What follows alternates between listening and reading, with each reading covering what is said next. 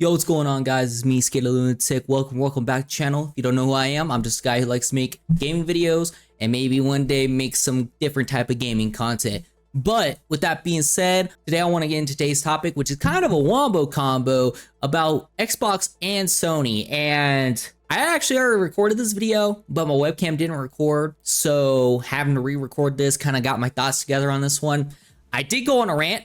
I did get a little bit angsty, get a little bit angry, but I think I'd rather keep a little bit more level-headed on this one and redo it. And today what I'm talking about is two things. One thing that happened literally today, I would say 2 hours before I started recording this. And the other, I don't know when it kind of happened. It happened September 30th, so pretty much the same day, honestly. Even though it happened September 30th, I feel like today, yesterday, you know, it's gonna be the same thing at this point. And it is Sony picking up 75 IPs for 13 billion, and then Microsoft, aka Xbox, hiking up the Game Pass price by 50% and making it three separate tiers to buy from. Almost forgot about my light. That's on me. That's on me. That's all me. But the reason this needs to get talked about, honestly, I feel like Xbox and Sony are trying to become a monopoly. And y'all already heard how that turned out with freaking MasterCard and Visa yesterday when I was talking about the NSFW policy, right? I feel like they're trying to do the same shit, but with what they own in games. It pains me to see this with Xbox just because I grew up with Xbox.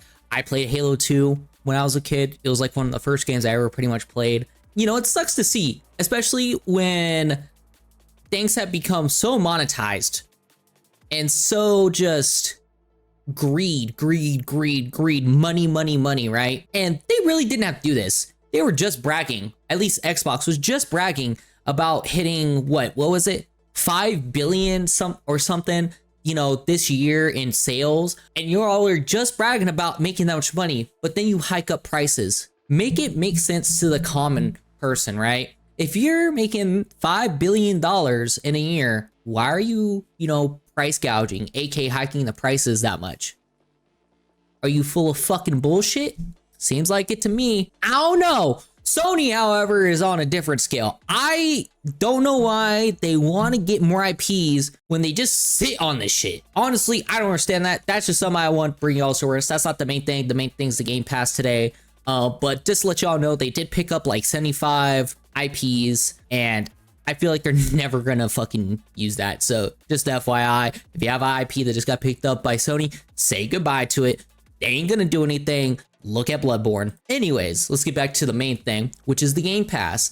And the thing that pisses me off about that is not that, they made different tiers, right? The issue I have is increasing the price for what people were literally paying for less yesterday. What do I mean by that?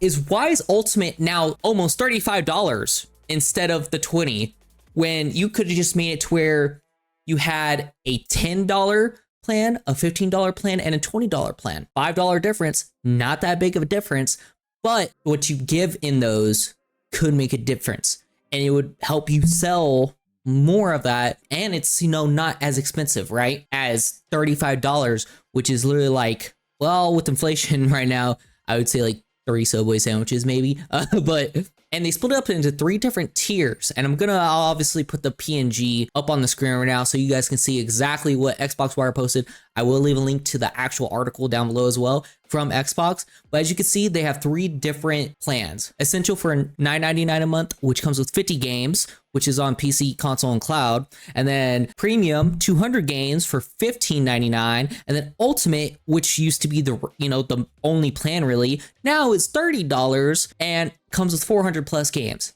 Now, are they even worth the money? Because let's be honest, unless you're a big gamer that's like gets bored very quickly of any game that you play, you're not going to be playing over 400 games in a month. Let's be honest. If I was to pick one from this, I would probably pick the Essential, simply because if the games on there are games I really like and I like to play every day, I'm just going to play those. Why do I need to pay more? I shouldn't. Don't need to. So I won't. Simple as that. I don't know if this is a good strategy at all.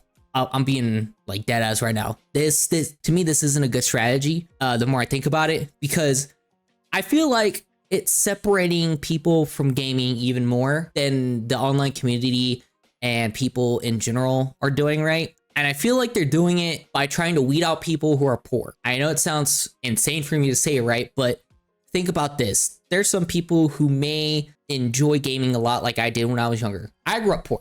I ain't afraid to say that, right? I grew up in a trailer park. I mean, I grew up with drug dealers down the street, things like that in a trailer park. You know, gaming was my outlet. Making videos has always been my outlet. It's always been one of my things before I found the gym, before I went to the Marine Corps. It's what made sure I didn't end up in jail or prison, right? And same thing with like doing video editing and things like that. I tried to find a way to not have to be in the streets doing drugs, doing all that, right? I feel like this kind of makes it harder when your parents can't even afford the one thing, or, you know, you yourself can't even afford the one thing that gives you happiness, that gives you an outlet, that gives you something to do when you get home that's not bad, right? Because at the end of the day, like I said last time, video games are a hobby. They are not meant to always be a way to make income.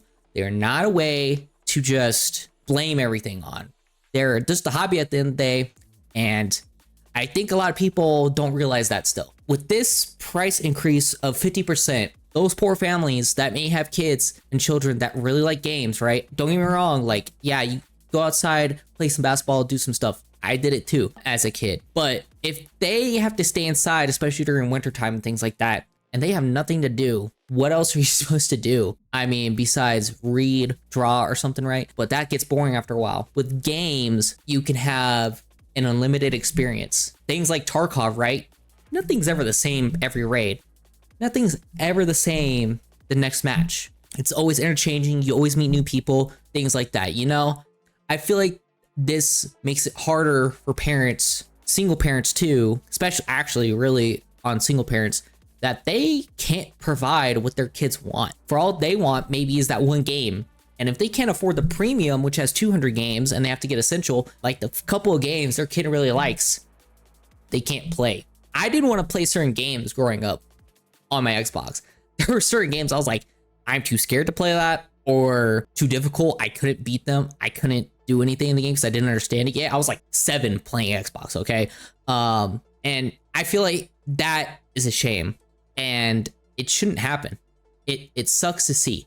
And I guess what also makes me angry at this is the only way to get day one access now is to pay that $30 unless you buy the game outright. And at this point, I'd rather just buy the game outright if I know I'm going to play it for a long time than ever pay for a subscription that's not Crunchyroll or YouTube Premium. That's like pretty much all I like to pay for because I actually use those a lot. I like anime. I like YouTube. YouTube is my TV, and Crunchyroll is like my my shows that I like to watch as well. So what more could I need, right?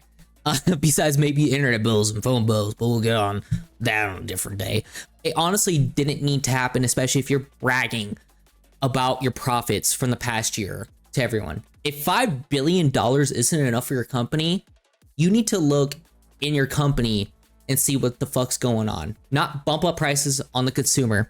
And a good example of that is Arizona Iced Tea. I will always stand by Arizona Iced Tea because even to this day, the man, the myth, the legend himself, Don Fultaggio, the CEO and founder of Arizona Iced Tea, has been making it his mission to make sure people don't spend more money on their product. And people or other companies wonder why he is so successful. Because he puts the people first before his profits. And that's why his net worth is 6.5 billion and rightfully deserved. Companies like that actually care, not just about the money, but making it easier for people to access their product will survive, especially with inflation plus new game out here. I don't understand why these companies keep trying to put things, you know, in a little gift wrap box that say, oh, this looks nice, right? But you open it and it's just utter piles of garbage. Just because you add EA Play, Ubisoft Plus, and Fortnite Crew to the new Game Pass does not mean it's going to be better. No. And putting 400 plus games in it doesn't mean they're good games. You can put slop in there and just say, you know, that's part of the pass. Like, sorry, we change out a later date, but for now you got to deal with that if they even change it. To me, that's stupid. I hope they revert this. They won't. I already know. Knowing them, they won't. You're with Sony. They'll never change. I know I'm getting on a tangent here. It's just, I don't want to see this continue happening for people. To me, it's just an abuse of power, hiking up prices because you feel like it, and trying to separate people in different classes at this point. Trying to make a class system where the people who pay for less won't get to play with their friends, and the people who pay for more get very minimal benefits. With that being said, guys, thank you so much for being here. Thank you so much for watching. If you did, watch till the end. The tangent I went on there at the end wasn't even as bad as the first video I recorded. I went off a little bit. I'm not gonna lie, I was very pissed off at this. When I'm passionate about something, I need to speak my mind. I literally saw this as I got home after the gym. Again, thank you so much for being here. Thank you for watching until the end. And if you did like this, please leave a like. If you want to see more, subscribe, and leave a comment down below what you think of this hike up from Xbox and, the Sony acquisition of some IPs for the 13 billion. I want to know your thoughts. And with that being said, see y'all in the next video. Peace.